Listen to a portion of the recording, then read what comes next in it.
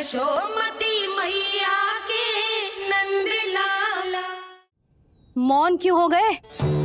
बताओ। ये सत्य है, आप चोरी करने आए थे?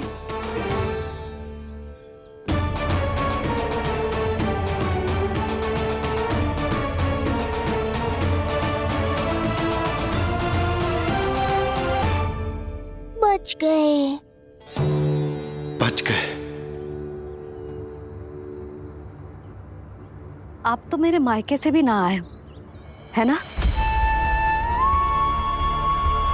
आपकी इतनी सेवा की मैंने, आपकी औषधि, आपका भोजन, ये सब किया मैंने। आपको अपने पिता के समान माना और मेरे स्नेह के बदले जेल लौटाया आपने। आपको तनिक भी लज्जा ना आई? आपने मेरी ममता का उपहास उड़ाया है। एक स्त्री की भावनाओं का अपमान क्यों है आपने?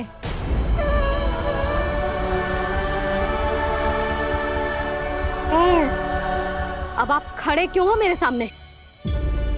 इससे पूर्व कि मैं भूल जाऊं कि आप मेरे पिता समान हो, और इससे पूर्व कि मेरे पति आपको दंड दे,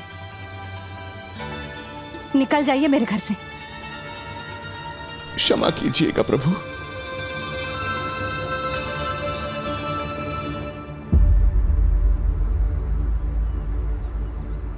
इसे ऐसे तो नहीं जाने दे सकते ना नंद। इसके कर्मों का कुछ तो दंड देना होगा इसे। दंड मिलेगा भैया, कंस देगो दंड ने, जब ये असफल उसके सामने पहुंचेंगे।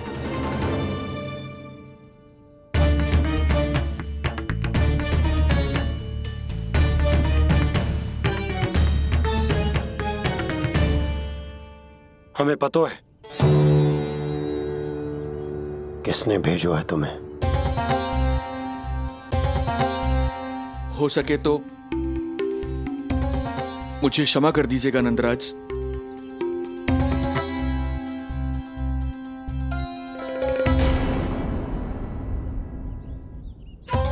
आप यहां से जीवित इसलिए लौटकर जा पा रहे हैं क्योंकि मैं हिंसा का विरोधी हूं, और मैं नहीं चाहता कि यशोदा को पता चले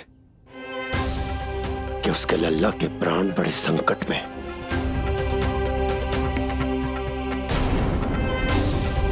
पर अब ध्यान रहे महाराज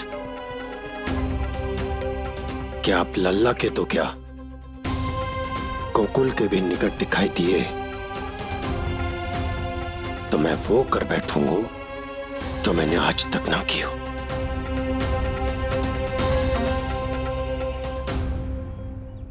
मैं क्षमा प्रार्थी हूं महाराज।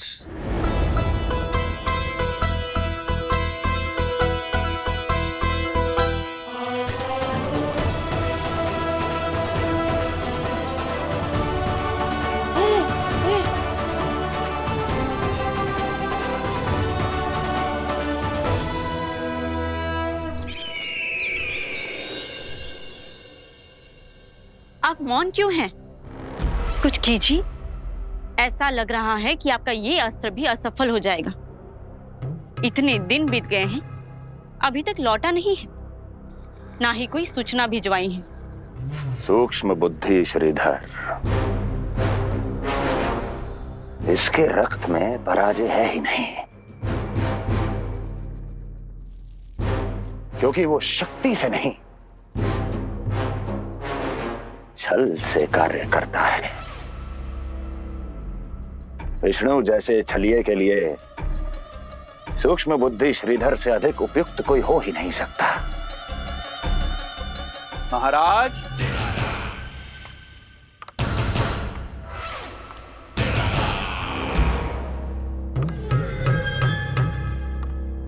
जिसे आप छलिया समझ रहे हैं महाराज, वो तो सृष्टि के रक्षक हैं, पालनहार हैं वो तो।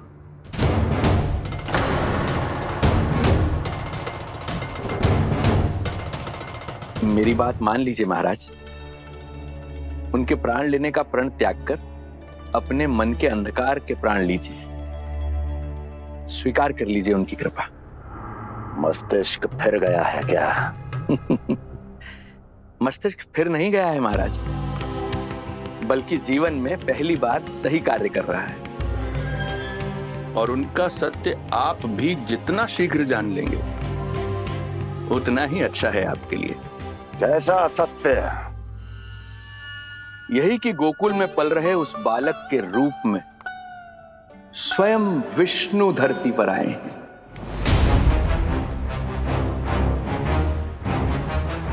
यदि तुम ये सत्य जानते हो तो हत्या क्यों नहीं की उसकी?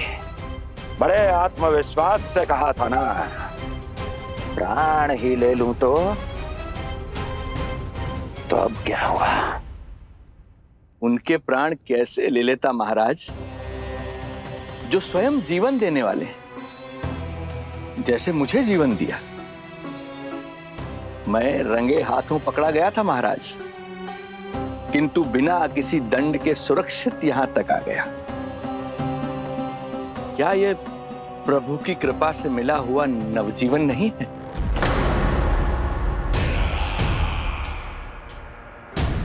ये आपके सामने अपने शत्रु का गुणगान किए जा रहा है और आप अभी भी मौन हैं।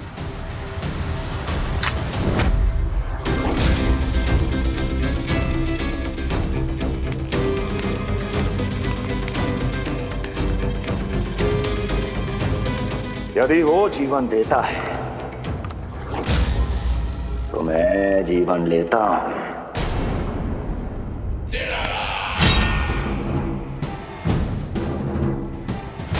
अब तेरा जीवन लूंगा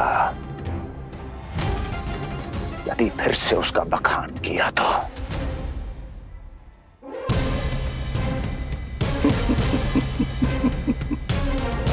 महाराज, आपकी इस तलवार का भय अब मुझे सत्य कहने से नहीं रोक पाएगा। श्रीधर, इससे पहले मैं भूल जाऊं कि तू गुरु शुक्राचार्य का शिष्य है और मेरा पुराना मित्र है, चला जा यहां से।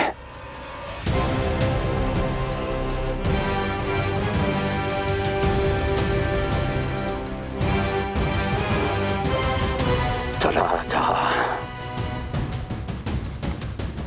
ओम नमो भगवते वासुदेवाय। ओम नमो भगवते वासुदेवाय।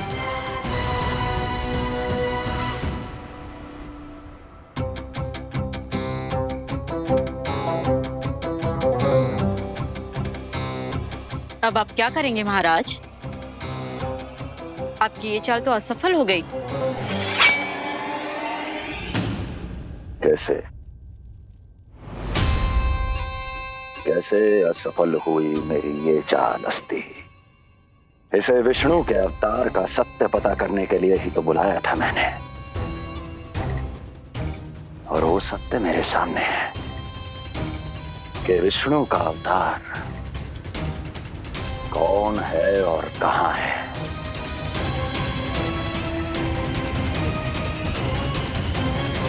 विष्णु विष्णु विष्णु। हे नारायण,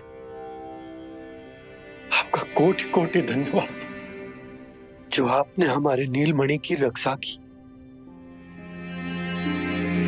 परंतु क्या होगा? हाँ,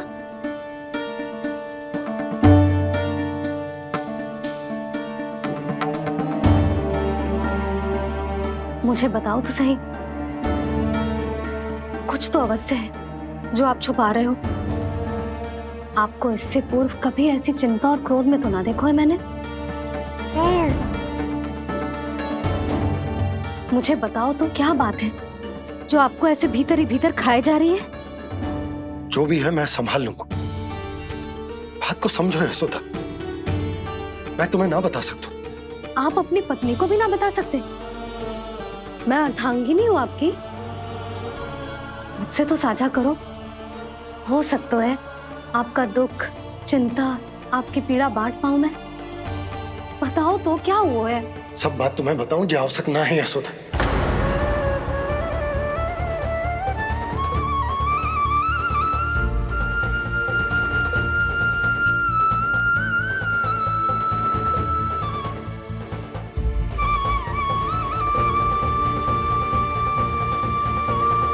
यशोदा,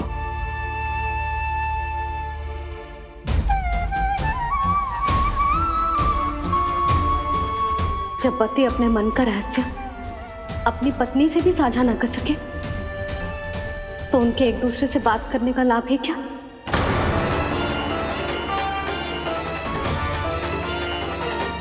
ये तो गड़बड़ हो गई।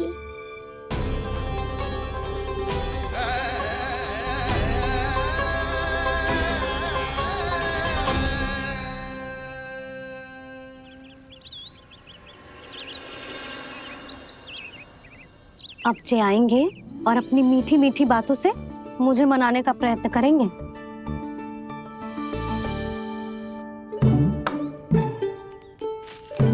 किंतु इस बार उनकी एक ना सुनूंगी मैं। हाँ, यशोदा, यशोदा, यशोदा, मेरी बात तो सुनो। यशोदा,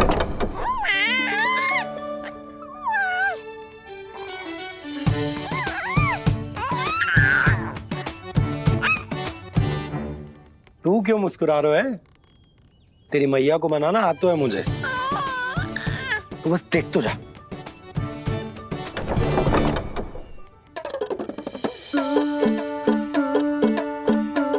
वाह, इतनी शीघ्र हार मान गए।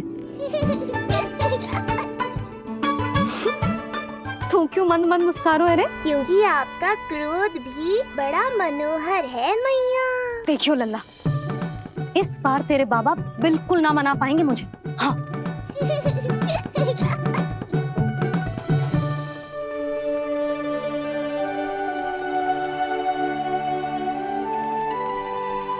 जे मथुरा से लेकर आयो, पहनकर दिखाओ ना।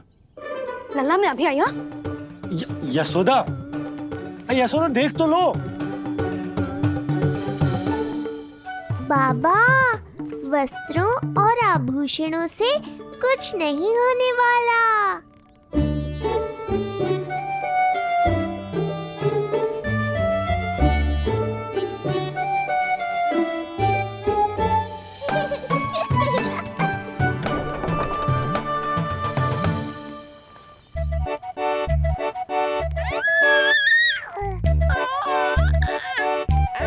तू क्यों खिलखिला रहा है?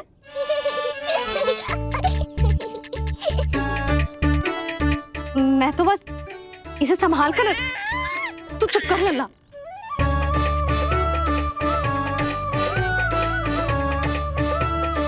देखा लल्ला, बस तेरी मैया मानने ही वाली। उपहार मिल गयो है, तू देखना कैसे मेरी पसंद का भोजन कराएगी। आहा, भोजन में स्वाद चाहिए तो मनाने का कोई और ढंग खोजना पड़ेगा। यशोदा, तीव्र भूख लगी है। अरे भाई शीघ्र खाना लगाओ, और हाँ थोड़ा अच्छा सा चटपटा भोजन करा देना।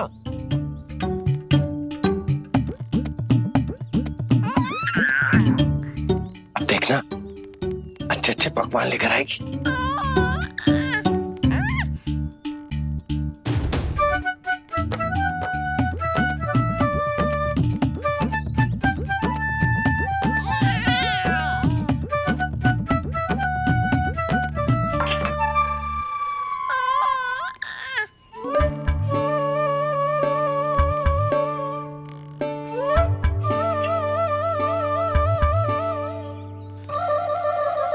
सूखी रोटी और माखन।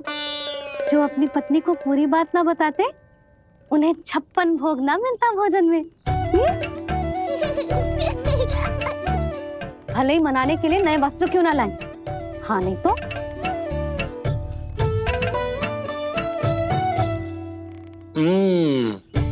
वाह,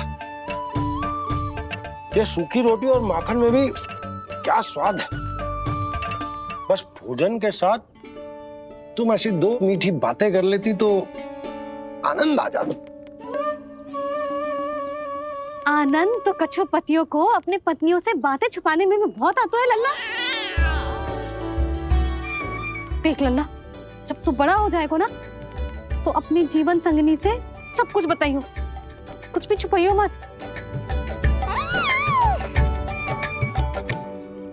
तभी तो तू अच्छा पति कहलाएगा ना। ना तो रूखी सूखी मिलेगी खाने में। हाँ, अब तक तो चुप्पी साध कर बैठी थी, कम से कम ताना तुम्हारा। ये प्रसन्न होने की बात नहीं है बाबा, अब तक तो केवल बदली छाई थी।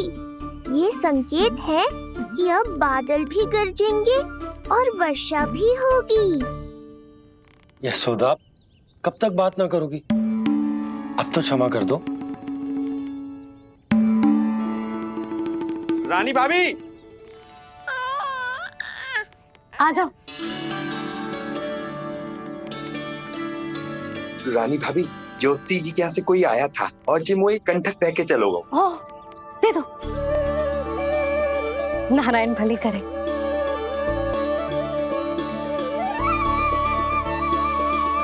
कंठक किस लिए? तुझ पर इतने संकट आ रहे हैं ना लल्ला, इसीलिए ज्योतिषी जी से कह के ये यंत्र वाला कंठक मंगवाया है तेरे लिए।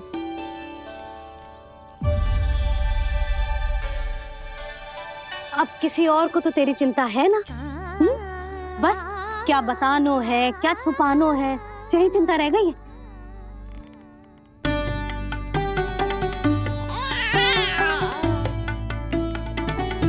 यशोदा, चिंता मुझे भी, तभी तो बता ना पा रहा कि हमारे लल्ला पर आने वाले संकटों के पीछे कोई और ना, स्वयं कंस।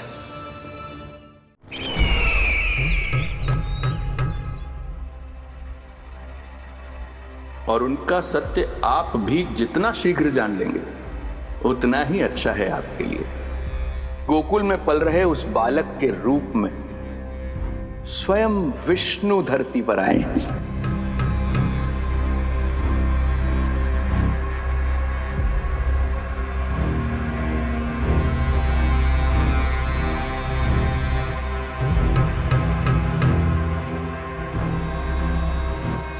स्वामी, लगता है रात्रि भर नींद नहीं आई है आपको। पूतना मारी गई, श्रीधर भी गया, केवल इसलिए कि आप देवकी और वसुदेव के समक्ष दुर्बल पड़ गए। संतानों के जन्म के लिए आपने उन दोनों को जीवित छोड़ दिया। आपसे छल करके वो दोनों आनंद में हैं और आप सही से विश्राम तक नहीं कर पा रहे हैं।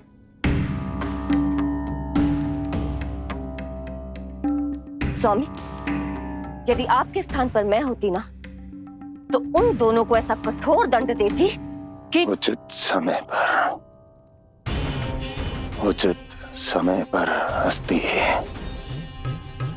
पहले मैं उन दोनों के उस मायावी बालक का वध करूंगा, फिर उन दोनों को अपने पैरों के तले कुचल दूंगा मैं। किंतु जब तक ऐसा नहीं होता तब तक उन्हें जीवित रहना होगा, क्योंकि उस शिशु विष्णु के विरुद्ध वही दोनों मेरा सुरक्षा कवच है। चिंता करो कंस मामा, आपका ध्यान अपने ऊपर से हटने दूंगा, तभी तो कुछ और सोच पाओगे। पुत्र होने का दायित्व मुझे दोनों के प्रति निभाना होगा, चाहे वो मुझे जन्म देने वाले माता पिता हो या मेरा लालन पालन करने वाले मैया और बाबा, जो इस समय युद्ध के लिए तैयार है।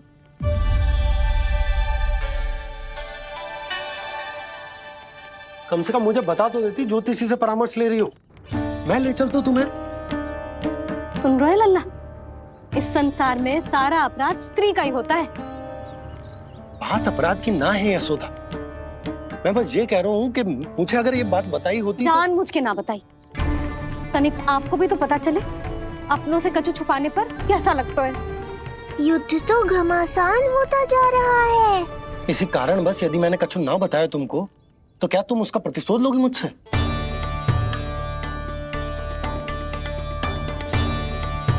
हे नारायण, जी क्या कहना चाहते हैं? क्या इतनी कठोर हूं मैं? लल्ला के लिए एक छोटा सा निर्णय तो लियो मैंने।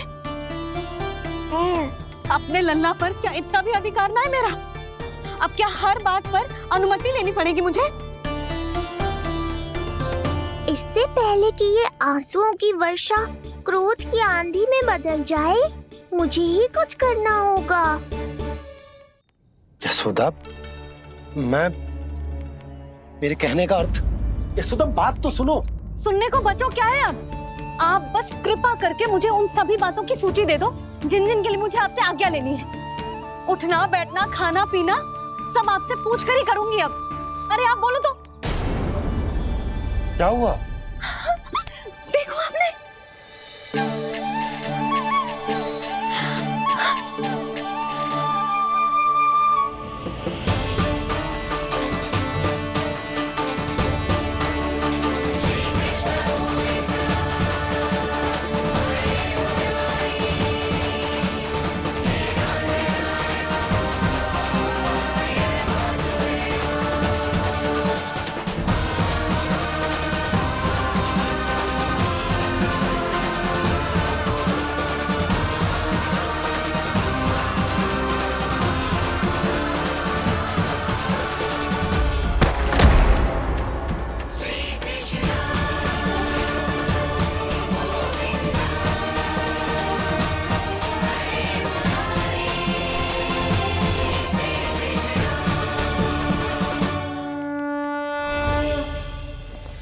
हमारे लल्ला ने अपनी पहली करवट ले ली। बहुत सही समय पर ली है। हमारा झगड़ा भी समाप्त करवा दिया।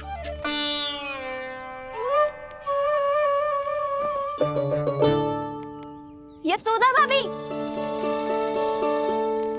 तुम दोनों ने क्षण भर की देरी कर दी। अभी अभी लल्ला ने पहली करवट ली है। हाय, सच्ची? अब भूला जानकी, तुम पूरे गोकुल में मिठाई बंटवाओ। गोकुल के राजकुमार ने आज पहली करवट ली है। हाँ। और यशोदा, तुम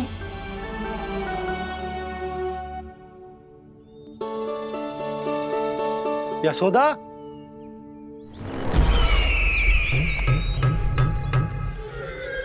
कौन था वो? कहाँ गया? है? कोई तो है यहाँ। ये आप क्या कर रहे हैं स्वामी? कोई तो था, किसी ने तो मुझे धक्का दिया है।